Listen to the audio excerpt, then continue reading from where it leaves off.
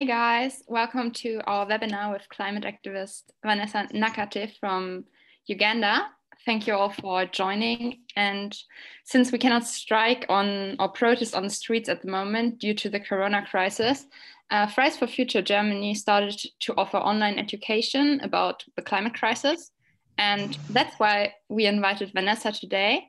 Thanks for joining. I'm Emily. I've been striking for over a year now, and I'm doing the moderation today with Nisha. Nisha, would you like to introduce yourself? Yeah, hi, nice that everyone is here. And also thank you, Vanessa. I'm Nisha from Stuttgart. I'm in the Ortsgruppe here and also striking for almost 1.5 years now. Okay, thanks, Nisha. Vanessa is going to tell us something about her climate activism today.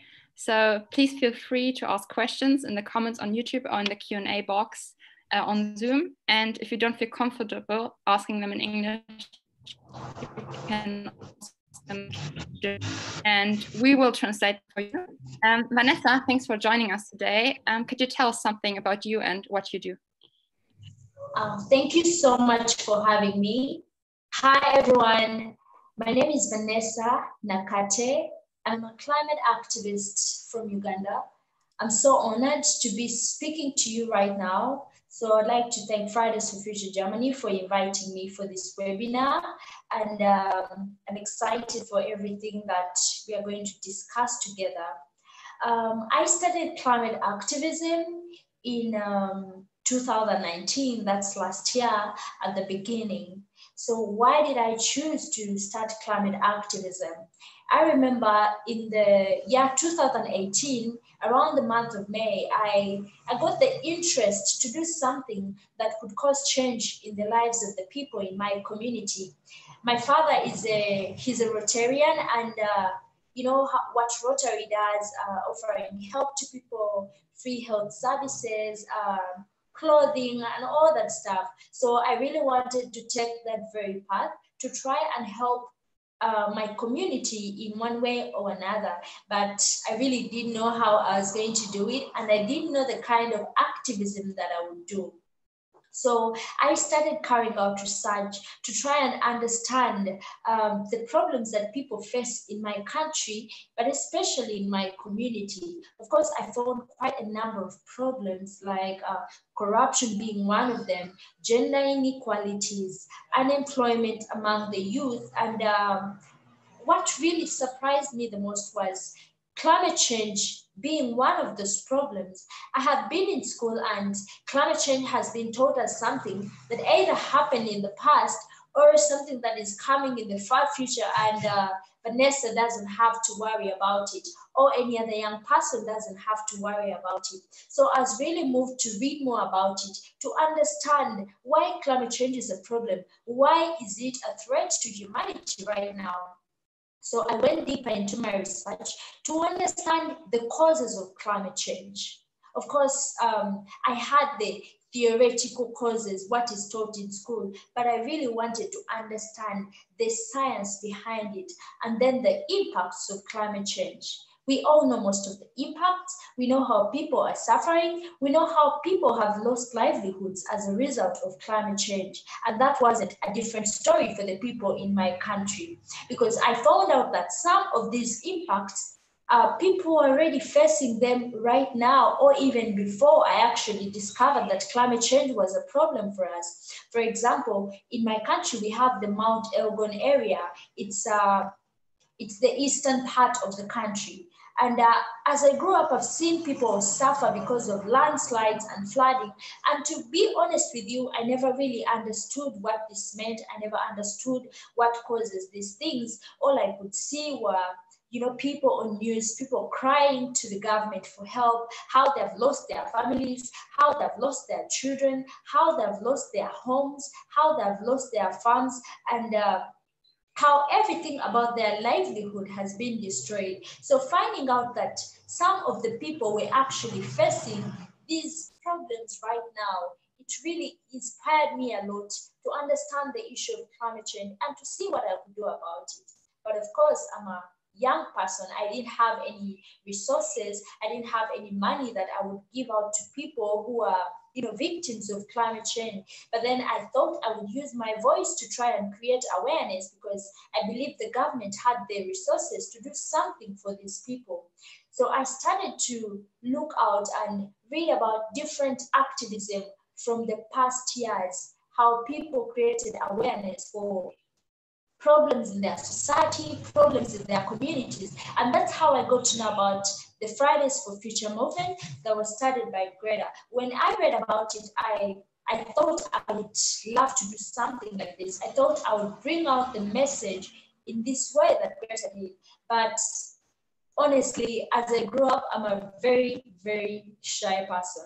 But I just didn't know how I was going to do it. I didn't know how I was going to stand on the streets. I didn't know how I was going to demand for climate action for leaders, because my growing up was different. I didn't have that confidence to face people. And then I was in a single sex school for girls, and it was really hard to, express myself, because in school they always taught us the thing of dignity. Girls have to respect themselves. You can't put yourself out there on the street. So I had all these things against me, and I didn't know what to do about it. And of course, I didn't have any family support at that point. So from 2018, around the month of August, I was really thinking on whether I should do this or not. So I kind of laid back and I'll just support the people who are doing this, because I've finally realized that this is not my thing. I can't do this. I can't go to the streets. I'm really a shy person. I can't face people. But then when we went into 2019, the month of January, the very first week, it came back to me, and it's like a voice coming back to me. It's like, Vanessa, why don't you do this? Why are you still silent? Why don't you join the rest of the young people who are striking for the climate? So I just had to put everything about my personality on the side to try and, do something for humanity, however much it was complicated and very hard for me. So I remember that week, the first strike that I had was it was a Sunday, actually, because I felt like Friday was so far. I felt like I had wasted a lot of time, and I just needed to do it at that time. So my first strike was on Sunday, and then more and more strikes kept on happening every Friday until now. And it has been going on for over a year now, I must say. And I've also been part of the Save Congo Rainforest strikes to try and create awareness for the destruction of the forests in Africa, and how much they mean to the people. Most African countries do not have the money for the modern, solutions to climate change. So most of them have their hope in the forest, because forests are the carbon sinks that they have. So we've been running this campaign to try and create awareness and protection for these forests. So I would briefly explain what climate change looks like in my country. I know someone would really want to know what climate change looks like. How is it affecting, how is it affecting the people in my community? First of all, I would like to say that for me and the people in my country, or the people in my continent, it's no longer Fridays for future for us. It is Fridays for now, because we are fighting for the present, but not the future. We all say that we have time, but the truth is we don't have time. The moment people started dying, that is when we lost time. So we have no time at all. We are trying to fight for the people who have suffered, who are suffering right now, and for the future generations. We cannot keep fighting for just the future, yet we have people right now. We cannot keep thinking that we have time, and yet we already lost the time. The moment people started dying, the moment people started suffering, at that very point, that is when our clock stops ticking. We lost all the time. So it is important for us to demand for action, like we want it now, like there are people who are suffering now. In my country, most people heavily depend on agriculture as a form of survival. And we all know what drives agriculture, good weather, good rainfall and all that. But then with the increasing temperatures, we have this uneven distribution of rainfall. I mean, farmers cannot even tell when they're to expect rain. When they're so lucky to get the rain, it comes in form of torrential rainfall and just destroys everything, you know, leaving people with nothing to eat, leaving children with nothing to eat. Children's lives are affected, their education is affected, and their future is affected. When it comes to the countries in Africa, we've been raised in a way that we know education is the key to success, you know. But if livelihood is affected, if I have no food, how will I be able to go to school on a hungry stomach? And if I don't go to school, that means I have no future. I'm going to suffer. I'm going to, you know, do like handicapped jobs like carrying things in order to survive, or sweeping roads in order to survive, you know. You look at all this and you realize that the issue of climate change is really, does not just affect someone's present life, but it goes on to affect their future and the future of their children. Because if a child grows up into an adult and they're living in extreme poverty and then they have children, that means their children will also be affected, you know. And this issue affects women as well. Most of the women in rural communities, they're the ones who do the jobs of, you know, providing food on the table, you know, making sure that the family has enough food and enough water, you know. And you look at all this and the droughts bringing about the water stress, the water scarcity. These women have to walk very long distances to try and bring water on the table. These women have to do all the work to try and bring food on the table. But then with climate change, it's just complicating everything. We have over 400 million people living in poverty, but climate change is just making everything worse. And sadly, our leaders are not seeing this.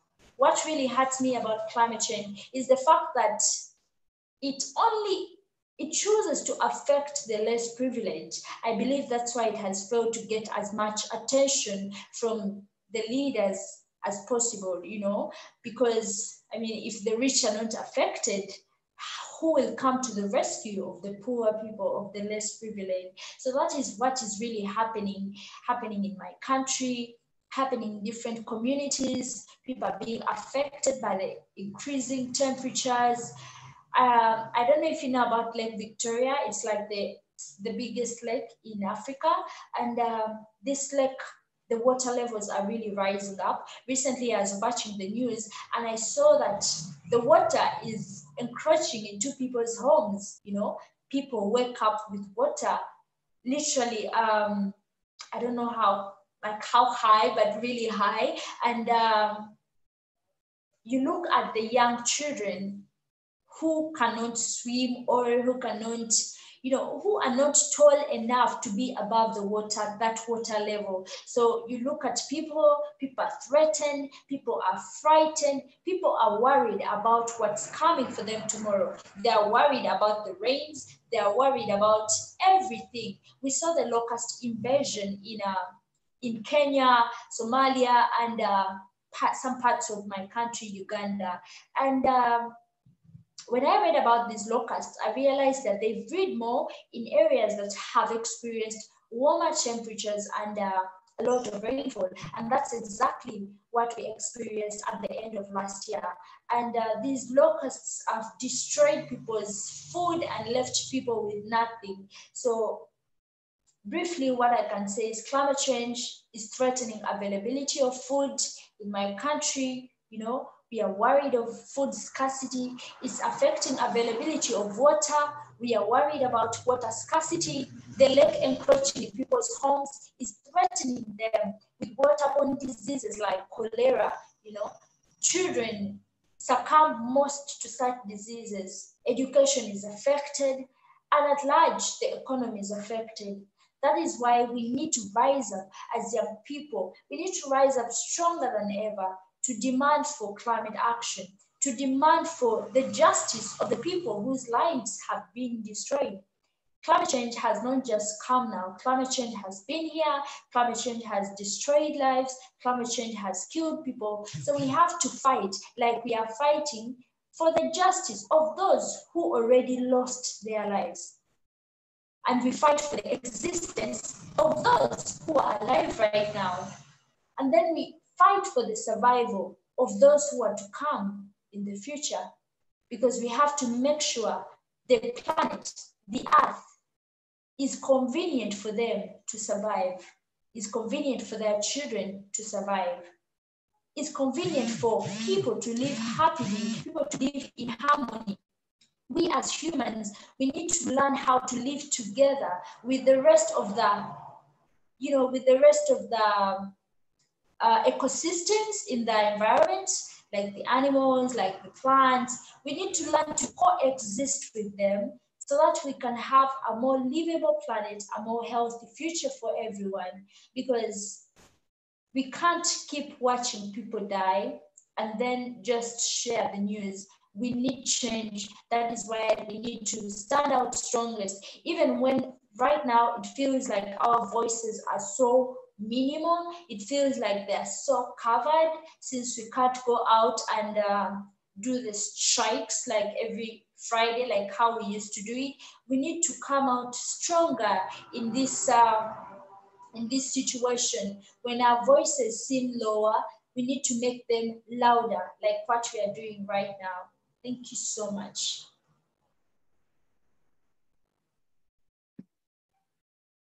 All right. Whoa. Honestly, like I had goosebumps throughout that sometimes. So thank you so much for your input. That was very powerful. And yeah, great to hear from your views, and like devastating too. And like the first question I would, or first for all, or for people who are new, nice that you're here. Now is the time to ask questions. So you can put questions in the YouTube live stream, in the chat, or here in the Q&A on Zoom. All right, so one of the questions is, what does it mean, or what is striking, what is Fridays for Future like in Uganda? Like, is there, do strikers in Uganda have to face consequences because of striking? And are you safe, or do you have freedom and safety to express your political view? How is it, how's the reception from the public? Yeah, can you just like tell us about striking in Uganda? I'll speak from my own personal experience. Getting permits for climate strikes in Uganda is almost impossible. It is not very easy.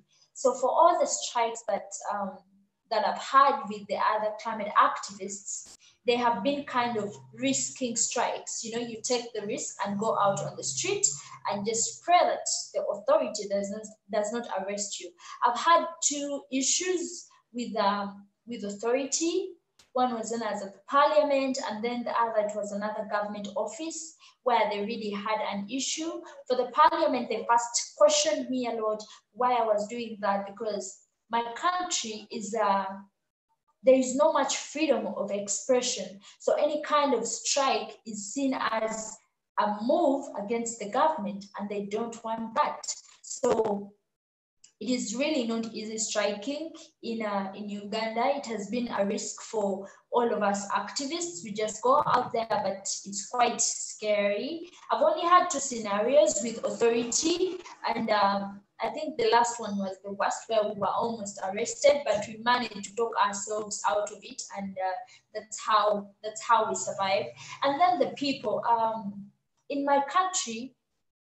People, first of all, they have not been educated about climate change. Those in school, they don't know that climate change is a reality. Even those who have not been in school, some of them don't know. The farmers, they just ask, I don't know why the rain is like this. I don't know why we are not receiving rain, but they don't know the actual cause of the problem. So there is an issue of climate education that even affects how people respond to climate activism. And then people have day-to-day needs that they want to fulfill, you know. people in my country, some of them have to feed their families. People survive on daily needs. So they really get taken over by all those things that they need on a day-to-day basis and fail to mind about climate change because they don't see it as a problem that they need to address since they have other problems that they're facing, other needs that they need to, provide for, children that they need to take care of. So it's kind of crazy. There are few people who say, yeah, climate activism is good, and we think what you young people are doing is very inspiring, and we hope that you can bring the change that we need. But then there are people who don't give a damn about it because, I mean, they have other problems that they need to address. Okay, thank you so much for the answer. And you've already been to Europe several times, for example, to the COP in Madrid and to the WEF in Davos. So you've already been to Europe, and what do the strikes like? Is there a big difference? And what does it feel like to come to Europe? One of the biggest emitters of carbon dioxide in the world, especially Africa is already affected. To see all the CEOs of the big companies, what does it feel like? Yeah, thank you. First of all, the strikes they're the same in the sense that we carry the same message. We have the same interest, we have the same desire, we are demanding for the same thing, that's climate action. But then in terms of numbers, it's kind of different. In Europe, the numbers are quite very big, and it's easy for students to walk out of school. It's easy for students to coordinate with each other through their phones and, plan all that, which is a different case in Uganda. In Uganda, it is very complicated to walk out of school. First of all, because schools are fenced and they have security guards. So you have to pass the security guard to get out. That's one thing that's affecting the movement and its growth in Uganda. Then secondly, in Uganda, students are not really allowed to have phones. So the coordination it's not so easy to coordinate and tell people about climate activism, about the strikes. So people are left in a place where they don't know what's happening because very few parents, most of the parents are so strict this side. So it is hard. Usually people get phones at a much older age, like maybe 18 and above. So it's kind of hard to coordinate strikes with the rest of the young people. And yeah, coming to Europe, first of all, we all know Europe is one of the biggest emitters of carbons. So they need to hear voices of people who are suffering right now. They need to understand that their plans or the decisions that they have to make, they're not for the future. They have to do it now. Because if they don't see any kind of representation from the affected countries, they'll have this comfort of, if the countries we are affecting are not complaining, if the countries we are affecting are not speaking up, if the countries we are affecting are not striking for climate, are not raising your voices, so why do we need to take any action? So they actually need to hear that the people in the most affected countries are speaking up and they're demanding for action. And it's their action that we hope save the planet and all the people in it. So it is important for the voices from, I would say, North South to penetrate into the discussions that take place in such conferences so that they really understand what the people are facing and what our demands are. Yeah, thank you for making that so clear. I think that's a big difference. Like the Fridays for Future versus the Fridays for Now, what you've been saying, because the climate crisis, I think, is way more obvious and like already so affecting your country and African countries way more than here in Europe. So that's a really good point. And that's why we're also so happy to have you here today. And also one person didn't ask a question, but just said, I only want to say thank you. Wow, it's so wonderful to hear and see Vanessa here. So yeah, great to have you here. And another question would be to the current situation. So what is the Corona situation where you live right now? And also how do you manage to stay politically active even though we can't go to the street, even though we can't like be in public right now? What are your ways to cope with this very weird situation right now? We know we are really in a complicated situation right now with all the lockdowns, with all the curfews, but still that doesn't mean that our voices need to be silenced. So what am I doing as an activist? I join the climate strike online every Friday, and I tried doing climate activism on TikTok, though it's not so easy. I'm not really a TikToker, so it's not so easy, but I try to do climate activism through TikTok. And I also started a podcast called Why Climate Activism? True Stories with Vanessa. So I started this podcast this week to try and keep the movement going, to keep the voices, being heard, to keep the activists, speaking up, even in such a situation. And how this podcast is run, I interview an activist and I get to know what they're doing, who they are, where they come from, and the actions that they're taking, and their message to the leaders and all that. And we had a first activist, he's called David Sekama from Uganda. And what we are doing is this week, we are just talking about his activism and what he's doing, and the different kind of work that he's doing. Okay, this podcast is made to help amplify the voices of different activists amidst such a situation when they feel silenced, when they feel like their voices are not coming out. So I have interviewed one activist, and I'm working on preparing the second activist, and the activist will be from Europe. I already have the person, but I just want to surprise them.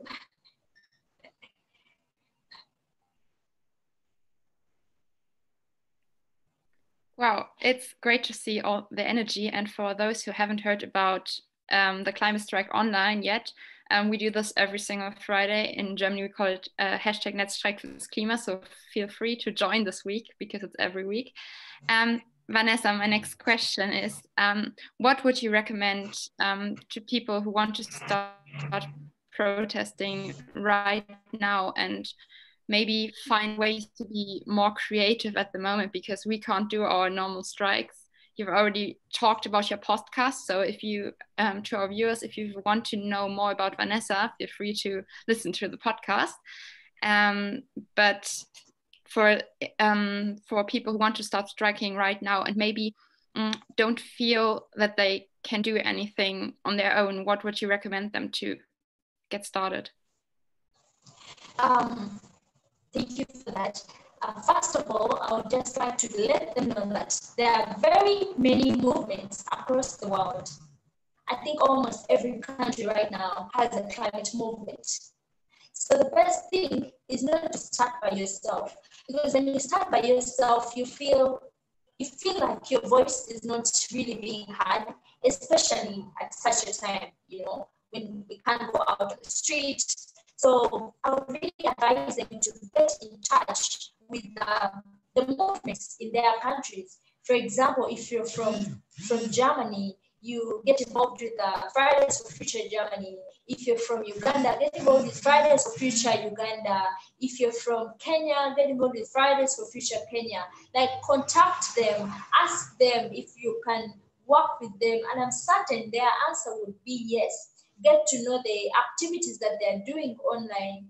Join those activities, because when you have a group that you're working with, you feel like you carry some identity, and you feel like, you know, you sound stronger with the rest of the activists than when you're alone. So my advice to them would be joining the movements and contacting the movements in their various countries, because I'm sure they can reach them on social media, Twitter, Instagram, Facebook. I've seen almost every movement. So they can reach out through those movements and talk to the people who are the organizers, and find a way of, you know, being involved into the activism and working with them, because these movements already have the strategies like what you have now. You have the webinar, so you just need to join those movements, because they already have the strategies to, you know, getting your voice heard during such a time.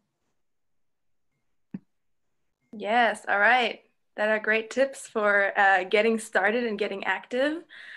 My next question would be a bit more, yeah, I don't know, probably personal. And yeah, how do you deal with backlash, with negative emotions, but also with, like, as also female activists, with sexism, or you as an activist from Africa, how you deal with racism that you may experience? Yeah, I think that's a hard topic to talk, but we need to talk about it. And I'm very interested in your experiences and what you have to say about that. Okay, that's really a very hard topic for me, but I'll try to smile through it all. So my experience with you know, being left out and racism was what happened in Davos. I'm sure everyone knows that. And when I saw that, first of all, I was really frustrated. I was really hurt, and I wasn't just hurt for myself. I was hurt because of, you know, the people back home, the people in my community, the people in Africa, the people in the global South. Because for so long, we've tried to get our voices out there. We've tried to push our voices, and it has not been so hard. It has not been so hard. I said this in good faith. The movement has so much been evolved around Europe, or, you know, the Western countries, and so this kind of, you know, affected the movement in these other continents, like those from the global South. So my experience was it was very hurting, because at least I had an opportunity to give my voice, to talk about the people back at home and what they're suffering and what needs to be done for them to be helped. And then when I saw the article and the photo, I just felt like my only opportunity to get the voice out was completely busted, you know, because my story wasn't told, what I talked about wasn't told. So this really pushed me to, you know, ask why. So now you get the answer to how I manage backlash. If it's a kind of racism, I straight to the point, I ask you why did you do that? It wasn't necessary. Why? Like, I really wanted answers at that point, because it couldn't make sense to be with your fellow activists, you know, and having a media like crop you out. I mean, I think it's so crazy, the fact that we are in 2020. I feel like that's so 1900,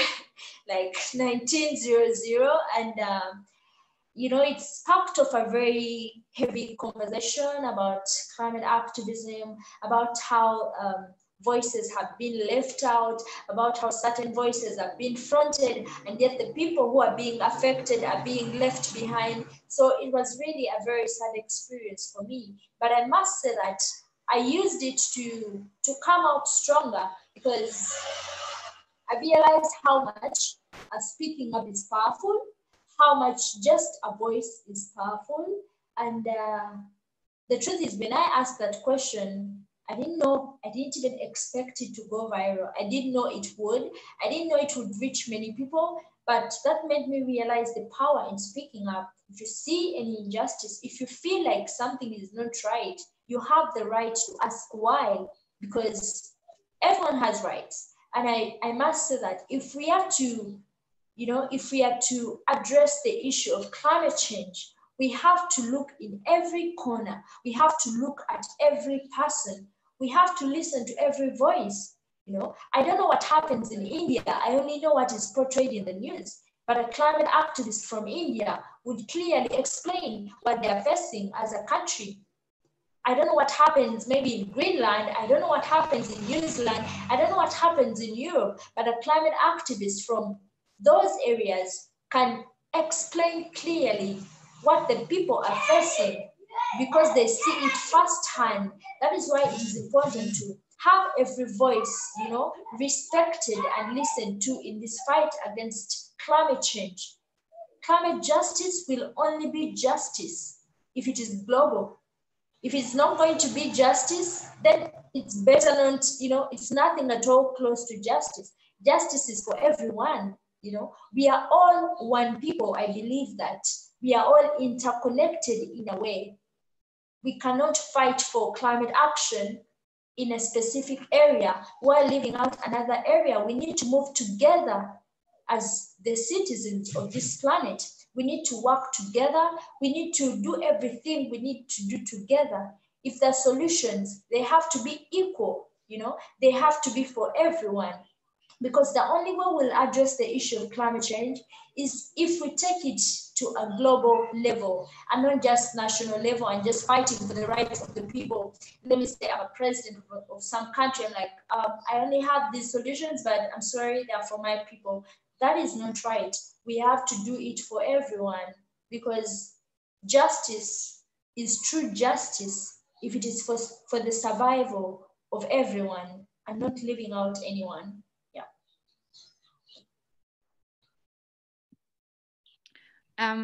Thank you so much for those nice words. And I don't know, but I'm like really inspired right now. And one question that I have in mind right now is that, for example, I noticed that especially in the past, people from the global south have not really gotten a voice in terms of climate justice and in terms of the climate crisis. It was mostly people from the global north who spoke about it. And I feel like it's very inspiring. I saw you, for example, at the COP in Madrid, and I saw so many people who started to speak up. And I feel like we should empower more people, more women, more people from the global south to speak up. But you already told us that it's sometimes very difficult because they have to face consequences if they start protesting. But do you have an idea how we can maybe empower more people from the global south to speak up about climate justice and about the climate crisis, and how we can give them a voice? Yeah, thank you for that. First of all, by doing what you just did, you gave me a voice, and I appreciate that. You gave me a platform to have my voice amplified. So the best way that you would inspire someone else is by giving another activist from the global south the chance to, have their voices amplified. So this is one of the steps. And then the other would be sharing their work on social media. Most of the people, they go out and strike, but then doesn't look so powerful to the public, since they are few in numbers or since maybe it's one person. But then when we share their work on social media, some people have bigger accounts than others. So it is good to have like people share each other's work, people, endorse people's work, like talk about what someone is doing, help people have their voices amplified, because there are people out there doing a lot, but then they just don't have that sound system that will amplify their voice. They don't have it. And then we need to respect indigenous knowledge. I would say, for example, in my country, we have kingdoms in my country, and there is a Buganda kingdom, I come from the Buganda kingdom. So we have tribes and all that. So I'm a Muganda by tribe. So in my tribe, usually what they did, the people who were there before us, they name children, or they name people after names of trees or after names of animals. And they give totems to these people, you get. So you grow up respecting the animal that you've been named after. You grow up respecting the tree that you've been named after. You grow up respecting the fish or the bird that you've been named after. So that is the indigenous knowledge that we have in my culture, you know, in my tribe. That's how animals have been preserved for this long time. That is how trees have been preserved for such a long time, because people are raised with a sense of respecting what they have been named after. Personally, I've been named after a cow.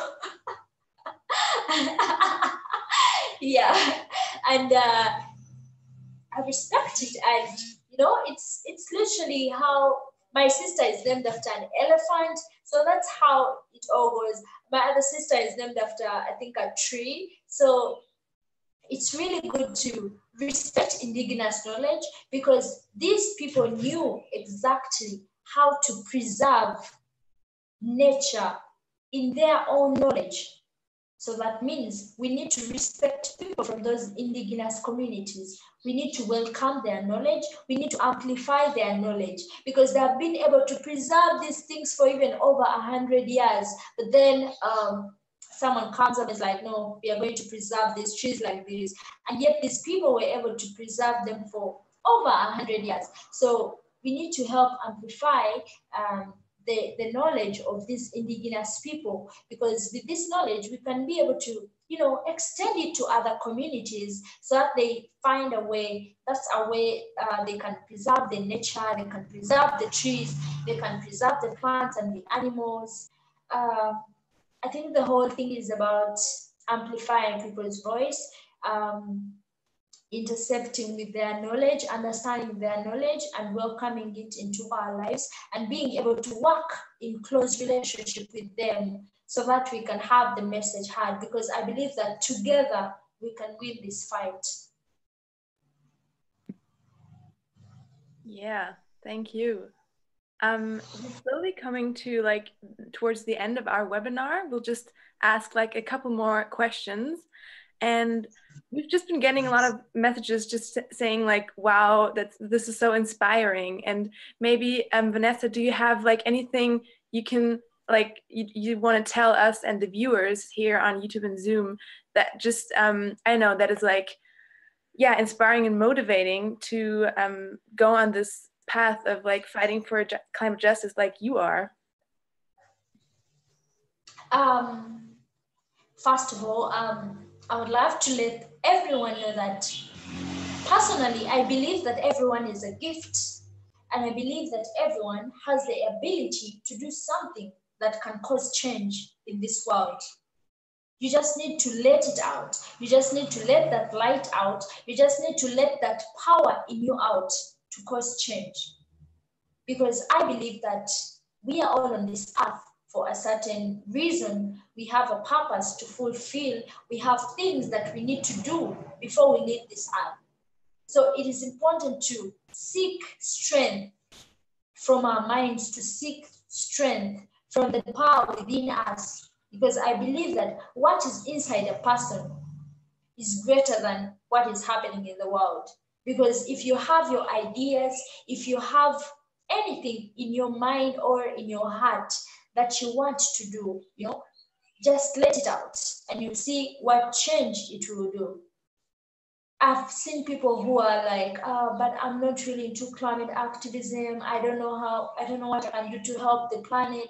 But then my answer is, people are facing various problems in the world. I'm certain every person can relate with at least one of those problems. Just find a problem that you connect with and give the change that is needed. There is no excuse for not being a solution to this world. you are a solution, you are a change maker, and you're able to make people's lives better. I usually say every person has a story to tell, and every story has a solution to give, and every solution has a life to change. So the thing is, live your life knowing that you cannot die without changing someone's life. So just change your life today. Yeah.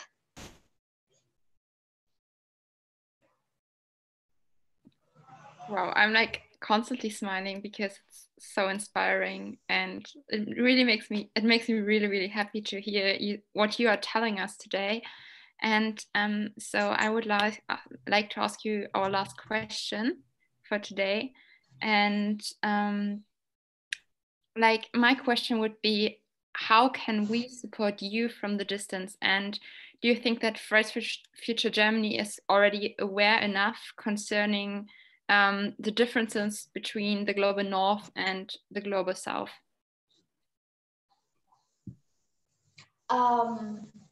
I would say that by inviting me to this webinar, you've already supported me. So that's something I really appreciate and I'm thankful for. And maybe before, just a few of the Fridays for Future Germany knew about the differences, between our countries, between our continents. But because of the opportunity that you've given me to speak up, because of you helping me amplify my voice on your webinar, I believe that many from Fridays for Future Germany have got to understand the differences, and they've got to realize that we need to do things in a way that we are saving lives now and not our own future. Yes, we have a future, but then we have victims now. So we need to fight for the victims now. We need to do justice for the past victims, and then we need to secure the future, because that's where we are walking into. So I think the best way that you supported me and the best way that you can continue supporting like everyone, maybe from the global south, is by giving them such platforms to have their voices heard. And personally, I appreciate that. Yeah, thank you so much. Yeah, thank you back. I think it's great.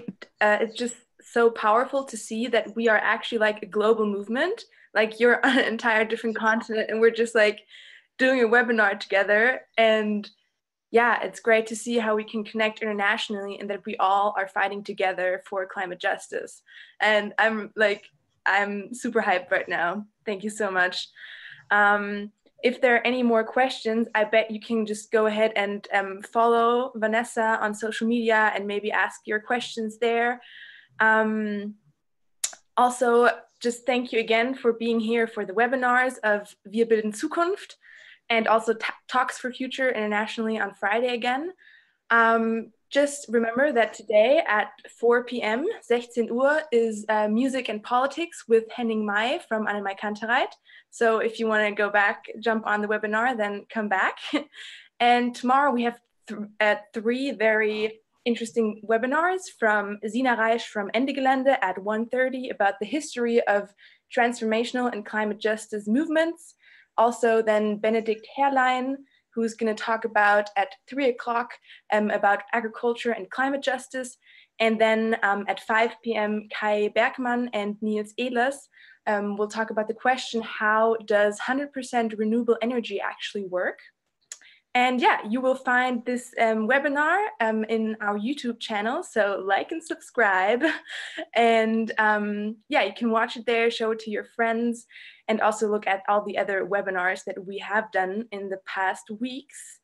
And yeah, thanks again so much. This has inspired me so much, and I thank you too. Yeah.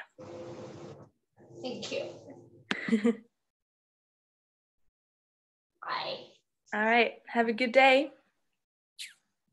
Good day, bye. Bye.